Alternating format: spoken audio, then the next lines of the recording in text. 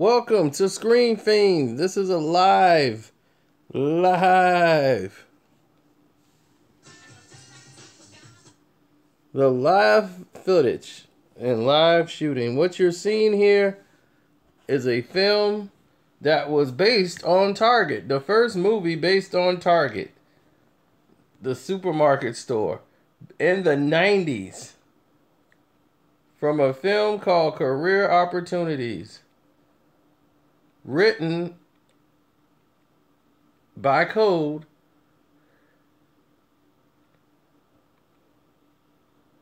by the one and only John Hughes, which brought out a very busty Jennifer Connelly at the time.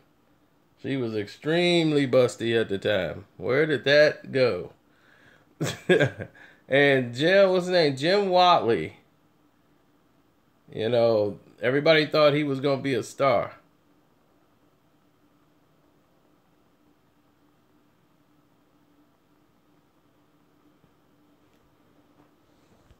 But the movie Ferris Bueller's Day Off was such a big hit for John Hughes, he had written a sequel for Ferris Bueller. And they were going to talk about doing another Ferris Bueller's Day Off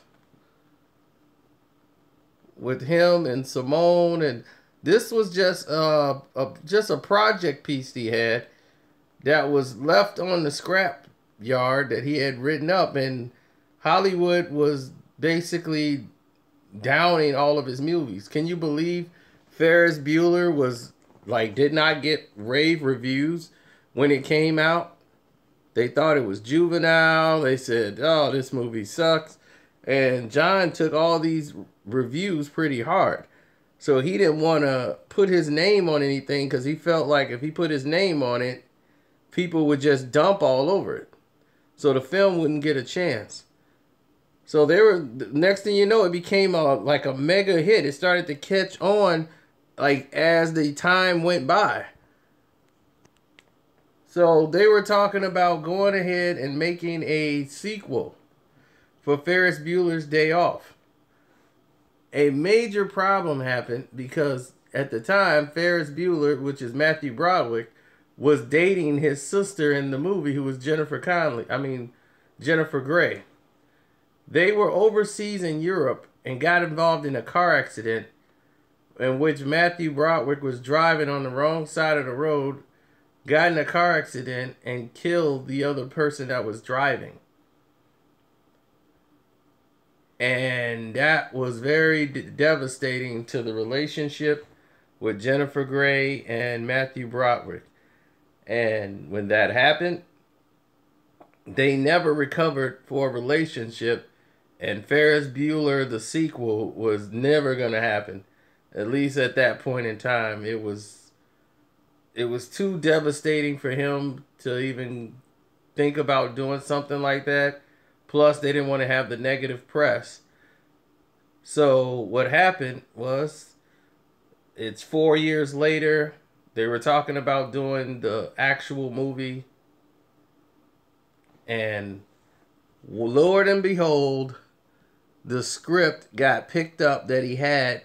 And what was going on was the fact that this was a side story that he had for Ferris Bueller. In Ferris's years, now that Ferris was getting out of college, getting out of high school, he didn't know which college he was going to go to, or was he going to go to college. He was the popular high school kid who ended up having to get a regular job for the summer and end up falling in love at the store with the girl that wanted to run away and leave town. It wasn't Simone anymore. Him and Simone had broken up because he was a senior and she was a junior.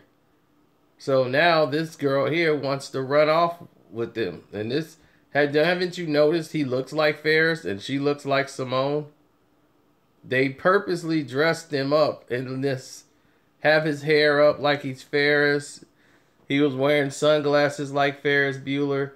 They want to give you that Ferris and Simone look for this script that was just hanging around. And this is like one of John Hughes' throwaway films that he had and he just sold.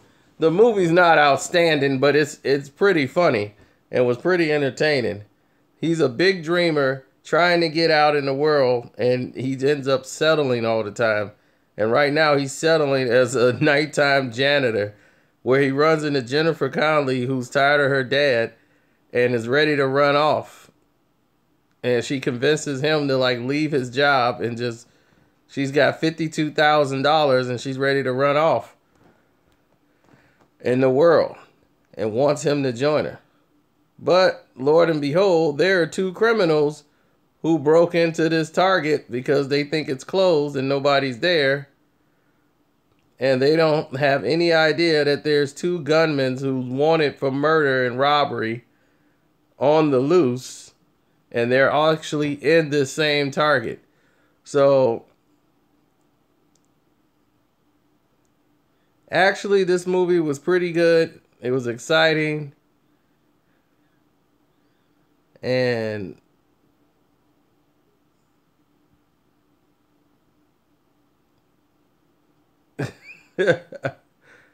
he's got to come up.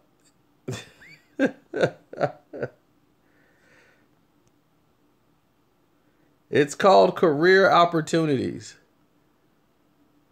No one ever talks about this film. It only comes on late at night, but it's funny because he has to go through his Ferris Bueller BS that he always do to get himself out of trouble. And now these two criminals are in there, and they're going to be getting held hostage by these two criminals that broke into this Target. And, and it's funny because he's going to be BSing these two criminals that's wanted for murder and robbery. He's got to come in there and BS, and she's hiding out at the store because she's running away from home. So the cops don't know she's there, and they're looking for her. And now he's got to come up with ways to BS his way out of everything. So they're running and hiding in the supermarket.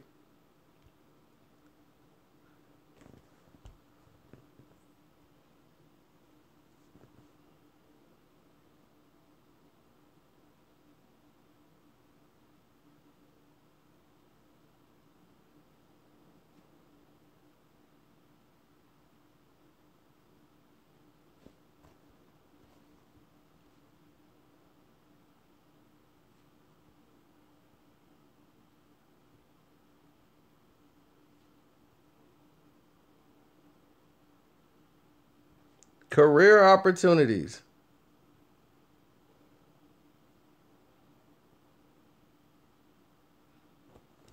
And every time this guy BS them, he always comes up with some type of strategy, like Ferris Bueller, come up with some type of way to get himself out of a jam. He's convincing them like the place is bugged by the feds.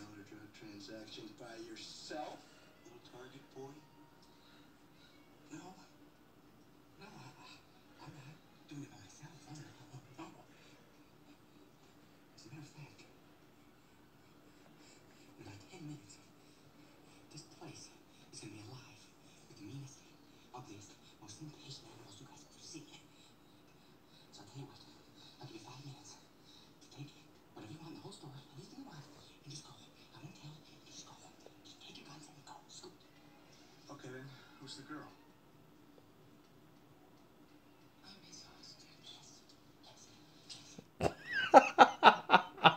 They're coming up with all this stuff on the fly. And they're buying it.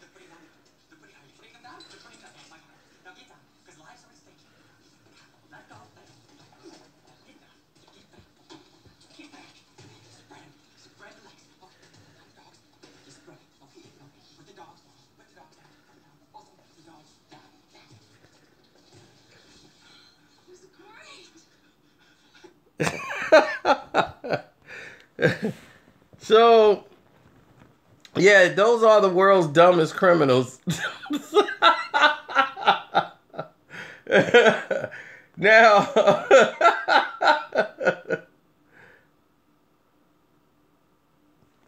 so this was supposed to be Ferris's life.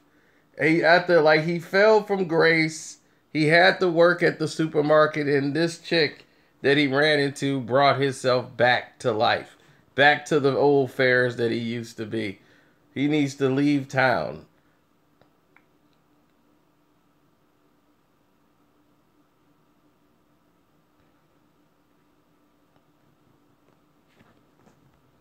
But they try to remake this into a Ferris Bueller sequel and relive the Ferris magic by having career opportunities be that standout film. But what made Ferris Bueller was not just Ferris and his girl. You got to have a Cameron Fry. You got to have all. Well, yeah, this is when she was bad. She was busted in. I don't know what happened to her over the years. She didn't got rid of her boobs somehow, but yeah, she was something else back then. But she was doing this, then she ended up doing The Rocketeer. She ended up taking off after this film. Watley, his career, he played a lot of character actors.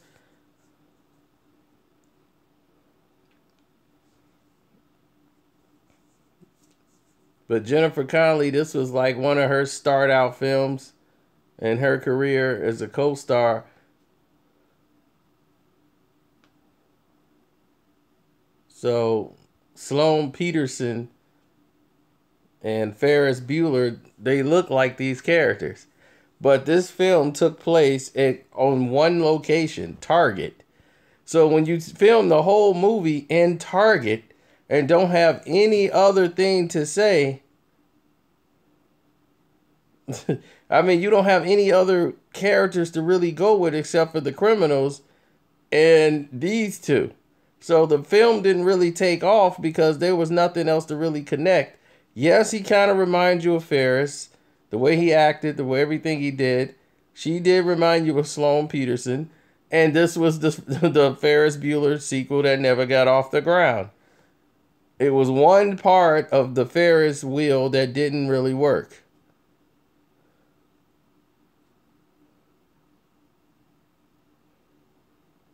There was a Ferris Bueller television show that came on in the 80s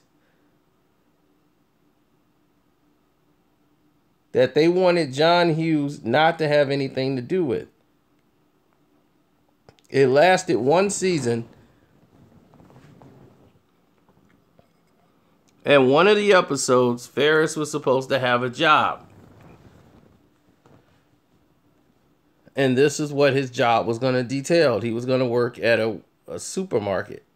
So here's the story expanded into a full-length film, but it only takes place in this store. What made Ferris great is that it showed you the city of Chicago. You saw things that I've lived here my entire life and never had went to the art museum. Didn't know anything really about downtown. So when people saw this, it was great.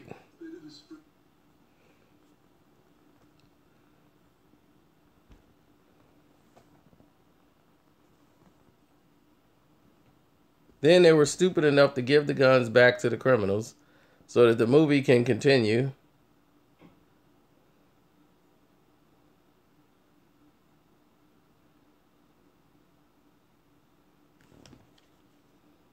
And this was like the funniest part of the entire film.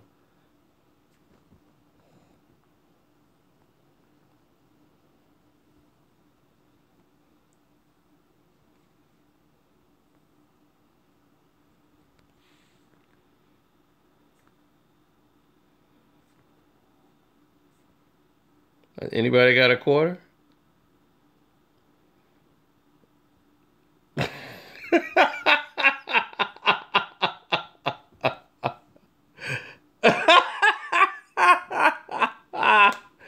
Look how he's trying to be cool. The sleaziest. I mean, this dude is complete sleaze.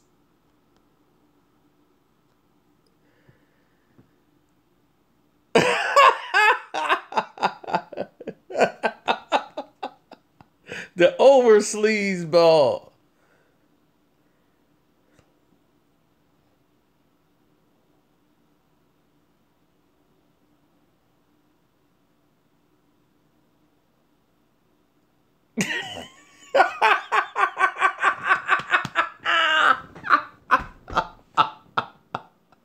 This man, this is when you fall and embarrass yourself and try to still keep cool. Bloop. Watch my man jump up quick. Hey, I'm still cool. I'm still cool. Oh, man.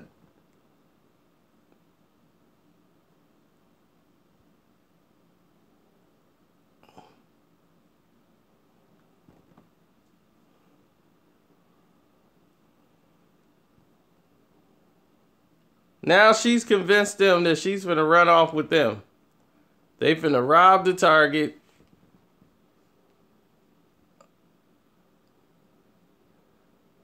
That's Jennifer Connelly. You've seen her in every movie known to man. She became a big actress. You saw her in A Beautiful Mind. You saw her in The Rocketeer.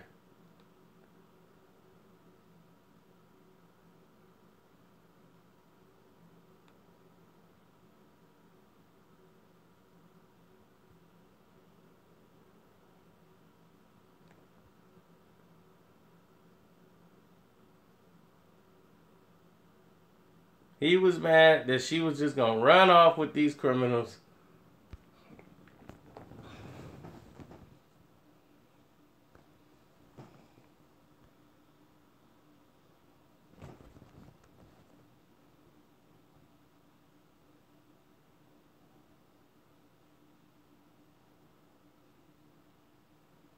Then here comes the Home Alone scenario in which he takes on the criminals.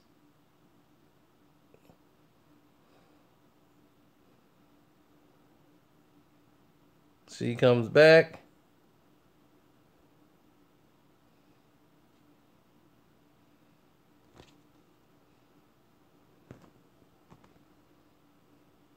There he is. He comes back, takes one good look at the town before Ferris is leaving.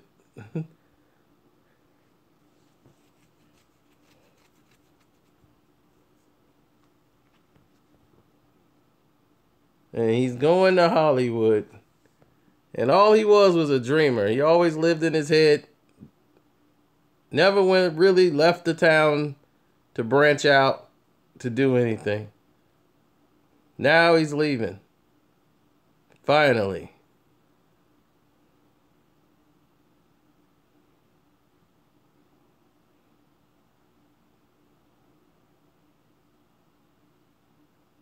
And who does he look like? Ferris Bueller.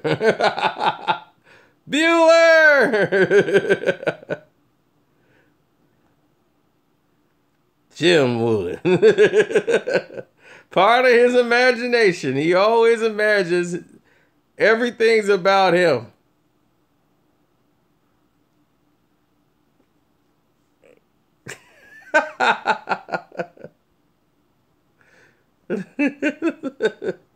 So this was your sequel.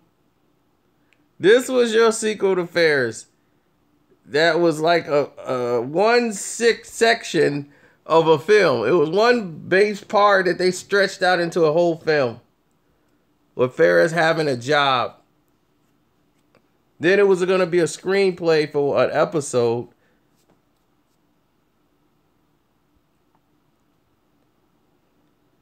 And they ended up turning it into a movie called Career Opportunities. Written by John Hughes and under one of his alias names.